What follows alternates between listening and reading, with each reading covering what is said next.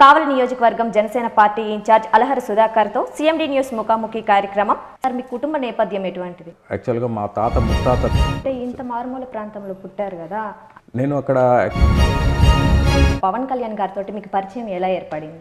పవన్ కళ్యాణ్ గారు కానీ పవన్ కళ్యాణ్ గారి ఫ్యామిలీ కావలి నియోజకవర్గానికి జనసేన పార్టీ తరపున మిమ్మల్ని ఇన్ఛార్జ్గా పెట్టారు కదా, దానికి ఆ పార్టీకి మిమ్మల్ని పెట్టడానికి గల కారణం? నేను కావలి నియోజకవర్గం మీ కుటుంబంలో ఇంతకుముందు ఎవరైనా రాజకీయంలో ఉన్నారా? నా కుటుంబం ఏది రాజకీయ జగన్మోహన్ రెడ్డి ప్రభుత్వంలో కాపుల రిజర్వేషన్ దానిపై మీ స్పందన ఏంటి? నేను కూడా ఒక కాపునేనమ్మా.